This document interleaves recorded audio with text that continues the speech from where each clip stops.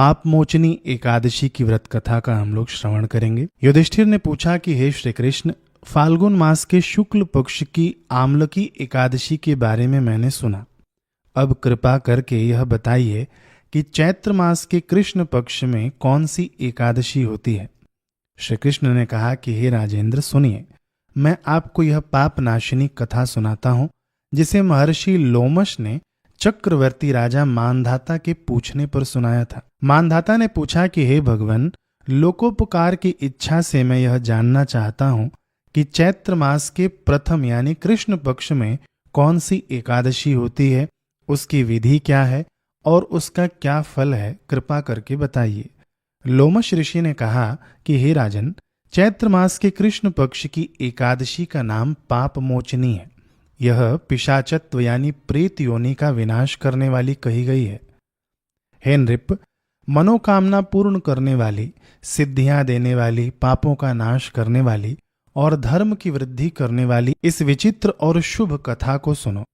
प्राचीन काल में अप्सराओं से सेवित चैत्ररथ नामक वन में, जहां वसंत ऋतु के आने पर भंवरे गुंजन करते थे, वहां गंधर्व कन्या वाद्य यंत्रों के साथ किन्नरों के संग विहार करती थीं और इंद्र आदि देवता भी वहां क्रीड़ा करते थे।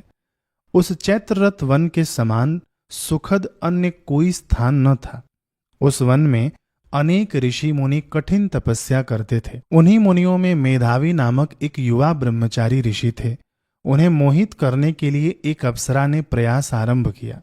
मंजू घोषा नामक वह विख्यात अप्सरा मुनि के प्रति अपने हाव भाव बढ़ाते हुए मुनि के भय से आश्रम से 1 कोस की दूरी पर रुक गई।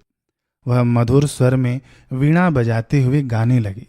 पुष्प और चंदन से सजी उस अप्सरा को इस प्रकार गाते हुए देखकर शिव भक्त मुनीश्वर पर विजय प्राप्त करने की आकांक्षा से कामदेव ने भी उस अप्सरा के शरीर में प्रवेश कर लिया। कामदेव ने उसकी भौहों को धनुष, कटाक्षों को प्रत्यंचा और पलकों से युक्त नेत्रों को बाण बना लिया। उसने उसके वक्षस्थल को अपना शिविर बनाया और विजय के लिए उद्यत हो गया। इस प्रकार मंजू घोषा कामदेव की सेना बन गई। मुनि मेधावी को देखकर यह अप्सरा भी काम से पीड़ित हो गई। उधर युवावस्था से पूर्ण शरीर वाले मेधावी मुनि भी अत्यंत सुशोभित हो रहे थे। श्वेत यज्ञोपवीत धारण किए हुए वे दूसरे कामदेव के समान प्रतीत हो रहे थे। वे मेधावी मुनि च्यवन ऋषि के शुभ आश्रम में निवास करते थे।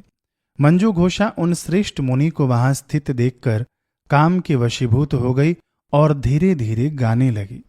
खनखनाते कंगन और रुंझुन करते नुपुर व करधनी पहने इस प्रकार गाती हुई उस अप्सरा को देखकर मुनि श्रेष्ठ अपनी सेना सहित कामदेव द्वारा बलपूर्वक मोह के वश में कर लिए गए। मंजू घोषा ने मुनि को इस प्रकार अपने वश में हुआ देखकर अपने हाव भाव और कटाक्षों से उन्हें और मोहित किया। उसने अपनी वीणा नीचे रख दी और उन मुनीश्वर का आलिंगन किया। जैसे हवा से कांपती हुई लता वृक्ष से लिपट जाती है, वैसे ही वह मुनि से लिपट गई। वे श्रेष्ठ मुनि मेधावी भी उसके साथ रमण करने लगे। उसके उत्तम शरीर को देखकर मुनि अपना शिव तत्व यानी तपस्या का ज्ञान भूल गए और पूर्णतः काम तत्व के वश में हो गए।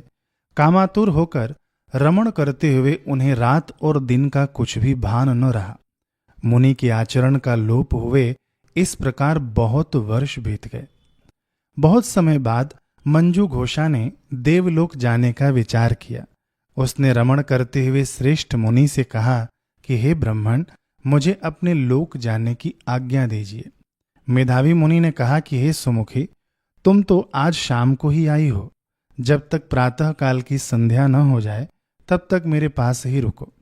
मुनि के वचन सुनकर वह डर गई और शाप के भय से वह पुनः कई वर्षों तक उन ऋषि के साथ रमण करती रही। इस प्रकार उसने 57 वर्ष 9 महीने और 3 दिन तक मुनि के साथ रमण किया, किंतु मुनि को वह समय आधी रात के समान ही लगा। इतना समय बीतने पर उसने पुनः मुनि से कहा कि हे ब्राह्मण, मुझे आज्ञा दें, मुझे अपने घर जाना है। मेधावी ने कहा कि अभी तो प्रातः काल हुआ है, मेरी बात सुनो, जब तक मैं अपनी संध्या पूरी करूं तब तक तुम यहीं रुको। मुनि के ये शब्द सुनकर वह भीतर से विचलित हुई, किंतु पवित्र मुस्कान बिखेरते हुए थोड़ा मुस्कुराकर वह बोली कि हे विप्रेंद्र, हे निष्पाप, आपकी संध्या कितनी लंबी है। मुझ पर कृपा करके जरा विचार तो कीजिए कि कितना समय बीत चुका है। उसके ऐसे वचन सुनकर मुनि ने आश्चर्य से आंखें फाड़ कर बीते हुए समय की गणना की।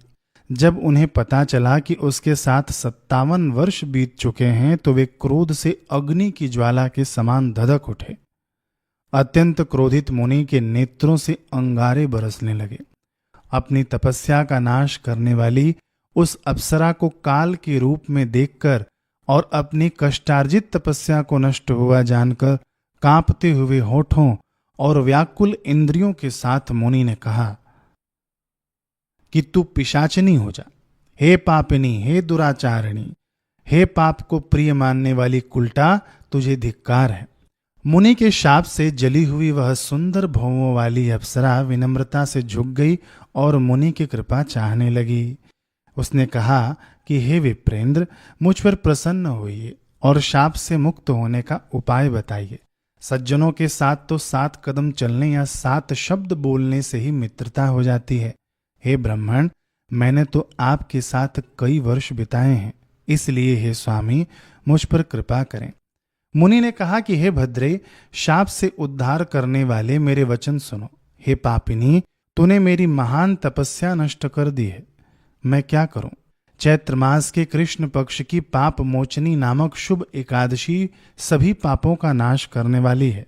हे शुभ्रे, उसका व्रत करने से तेरा पिशाचत्व दूर हो जाएगा। ऐसा कहकर मेधावी मुनि अपने पिता के आश्रम चले गए।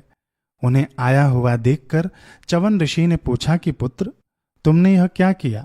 तुमने अपने पुण्यों का क्षय क्यों कर लिया? मेधावी ने कहा कि हे पिता, मैंने पाप किया है।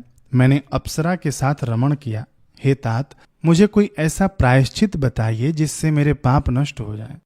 च्यवन ऋषि ने कहा कि चैत्र मास के कृष्ण पक्ष में पाप मोचनी नाम की एकादशी होती है। हे पुत्र, इसका व्रत करने से तुम्हारे पापों की राशि नष्ट हो जाएगी। पिता के ये वचन सुनकर उन्होंने उस उत्तम व्रत को किया। इससे उनके पाप नष्ट हो गए और वे पुनः तपोयुक्त हो गए। मंजू घोषा ने भी यह उत्तम व्रत किया और पाप मोचनी व्रत के प्रभाव से पिशाच योनि से मुक्त होकर पुनः दिव्य रूप धारण कर वह श्रेष्ठ अप्सरा स्वर्ग लोक चली गई। श्री कृष्ण कहते हैं कि हे राजन, जो श्रेष्ठ मनुष्य पाप मोचनी एकादशी का व्रत करते हैं, उनके जो कुछ भी पाप होते हैं सब नष्ट हो जाते हैं। हे राजन, इस कथा को पढ़ने और सुनने से 1000 गोदान का फल मिलता है। ब्रह्म हत्या करने वाला, सोना चुराने वाला, मदिरा पीने वाला और गुरु पत्नी गमन करने वाला भी इस व्रत को करने से पाप मुक्त हो जाता है। अतः इस उत्तम व्रत को करना बहुत पुण्यदायक है। यहाँ पर एकादशी की व्रत कथा समाप्त होती है। हरे कृष्ण।